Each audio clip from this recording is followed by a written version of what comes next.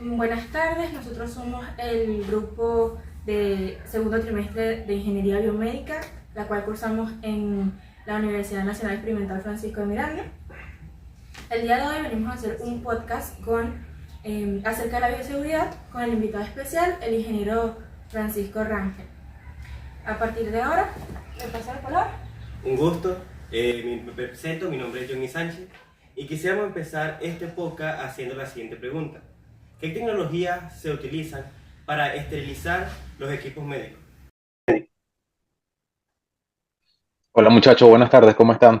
Bien, Bueno, en los hospitales hay, bueno, ya hay una que no existe y la que más se está utilizando ahora, bueno, de toda la vida, son básicamente los equipos de esterilización como los autoclaves, que son equipos que combinan la temperatura con altas presiones para poder eliminar todo lo que son tipos de bacterias y microorganismos.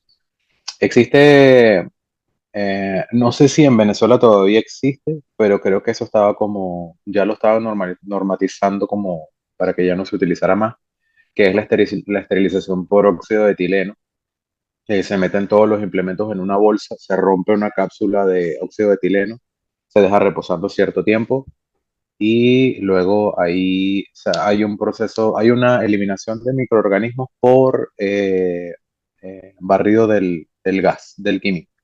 Pero yo creo que eso está en desuso. No sé a ciencia cierta si en Venezuela se sigue utilizando. Pero básicamente la esterilización por autoclave es lo que ha quedado. Seríamos como que, ¿qué protocolo sigue un ingeniero biomédico para reparar aquellos equipos médicos y para evitar cualquier riesgo o que se dañe en medio de operaciones?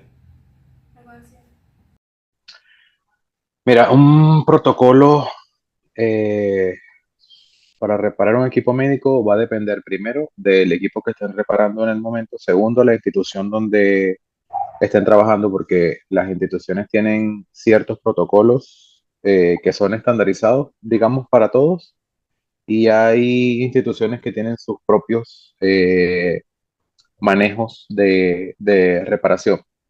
Entonces, lo primero que debemos seguir como protocolo es asegurarse de que el equipo esté desconectado, eh, que ya no esté utilizado, que no sea utilizado por ningún tipo de, eh,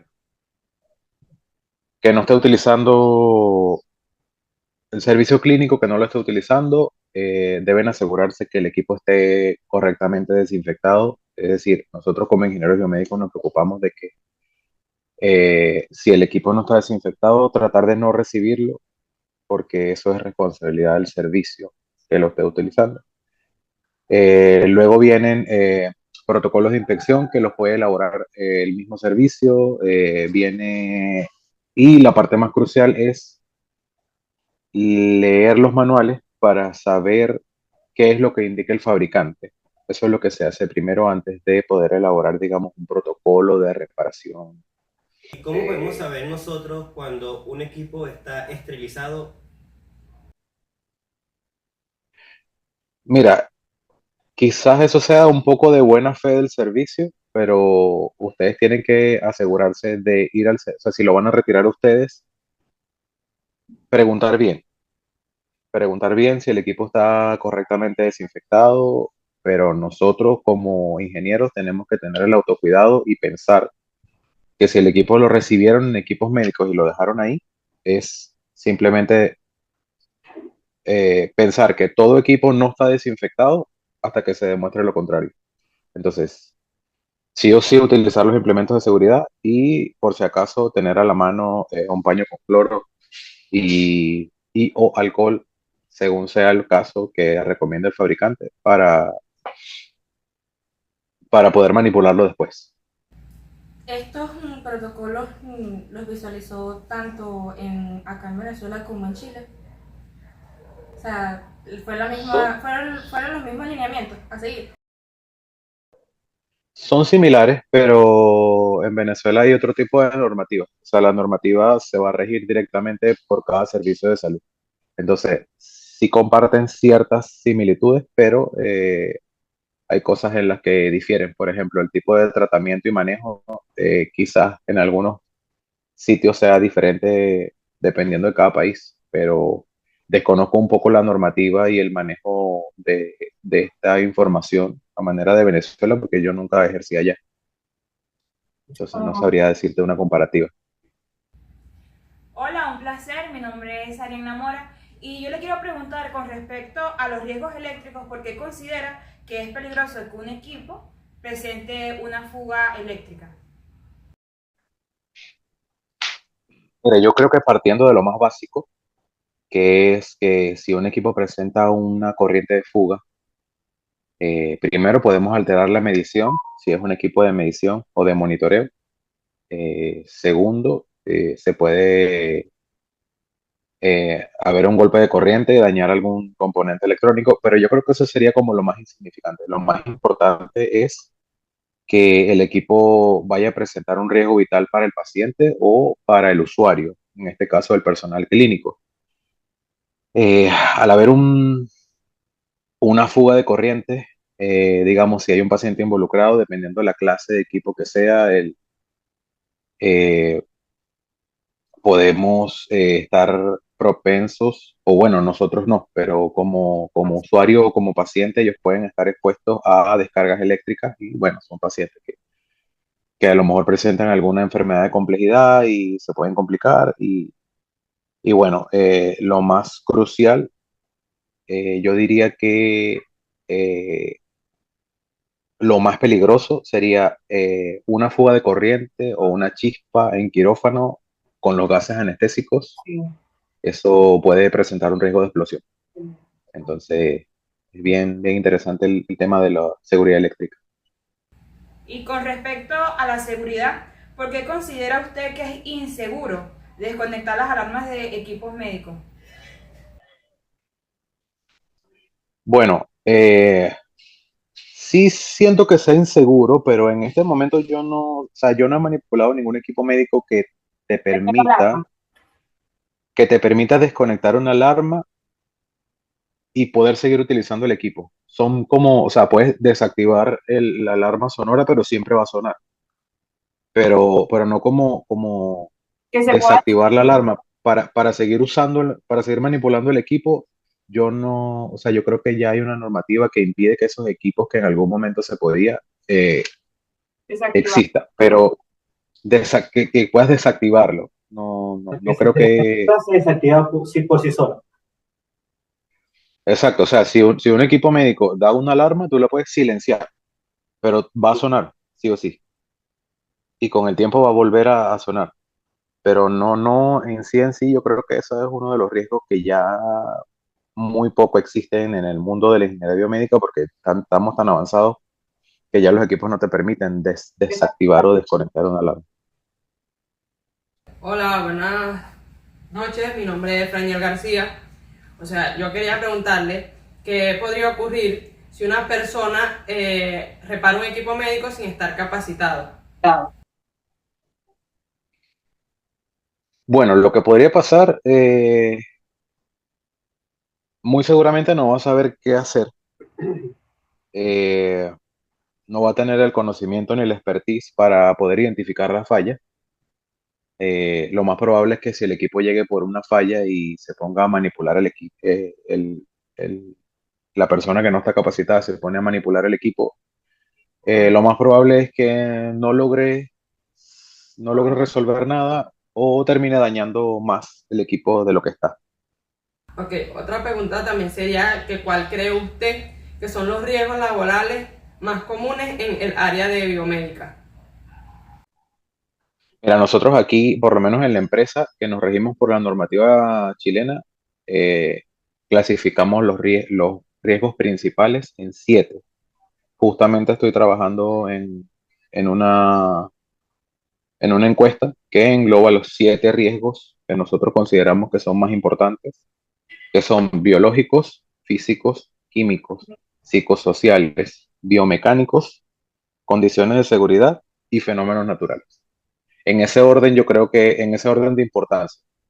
Primero los biológicos, luego los físicos, los químicos, los psicosociales, los biomecánicos y por último Condiciones de seguridad y fenómenos naturales.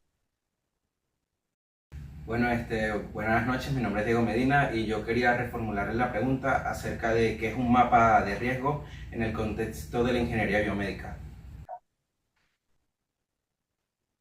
Bueno, un mapa de riesgos, digamos que es una herramienta que nos va a permitir saber exactamente dónde hay más probabilidad que se pueda generar un accidente en el centro de salud o en el área donde estemos trabajando, digámoslo así. En el caso de ingeniería biomédica, en el departamento de ingeniería biomédica, pero como estamos en centros de salud, básicamente es eso.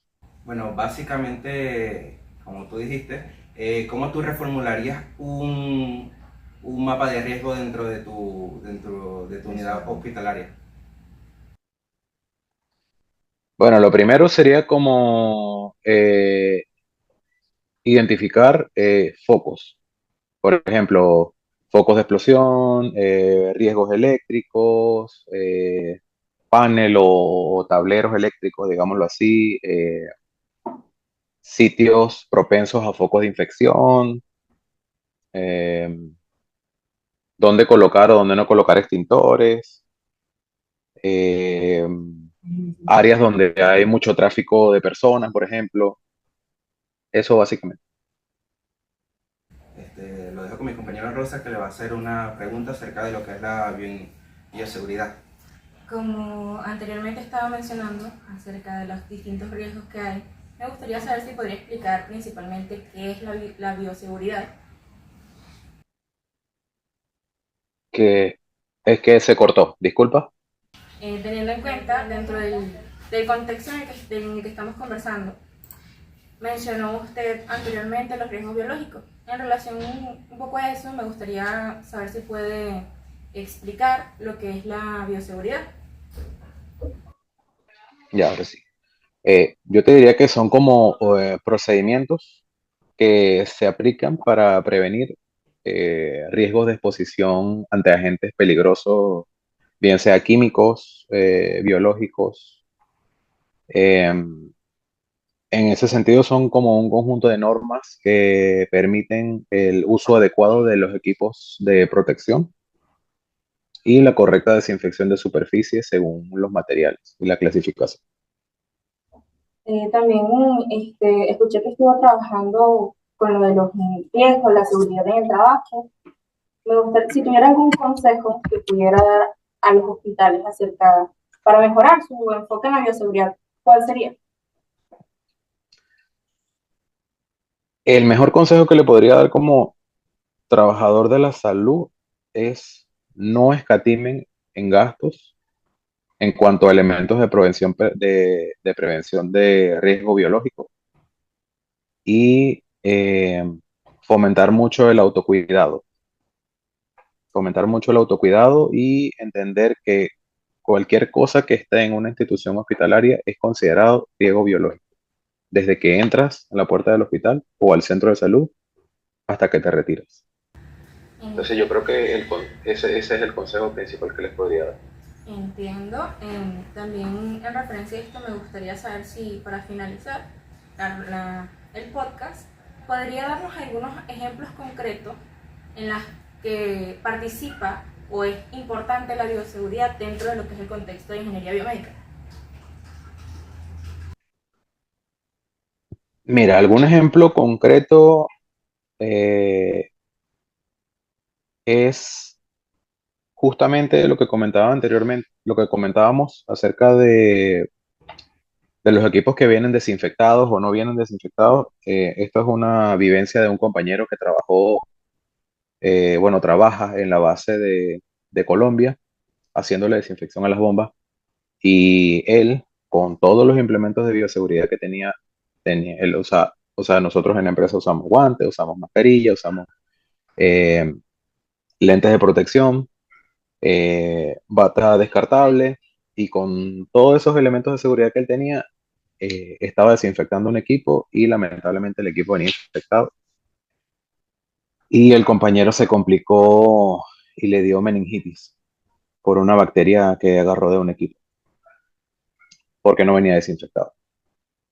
Entonces, cuando se trabajan con equipos de quirófano, unidades de cuidados intensivos, antes de hacer cualquier mantenimiento, hay que asegurarse que el equipo esté completamente desinfectado o desinfectarlo uno mismo, como lo había comentado anteriormente, porque todos esos equipos tienen riesgo de eh, secreciones, virus o bacterias que se pueden transmitir por el aire, cualquier agente patógeno, eh, los pacientes que están en riesgo de contacto o que tienen algún tipo de reacción a las esporas que hay en el aire. Eh, Hay que tener mucho cuidado con los ventiladores mecánicos. Bueno, en realidad con todos los equipos que estén en contacto con pacientes. Eso, eso sería como un caso concreto y no sé si tienen alguna otra pregunta. No, muchísimas gracias a usted por participar, por resolver nuestras dudas, por compartir su experiencia en su área de trabajo.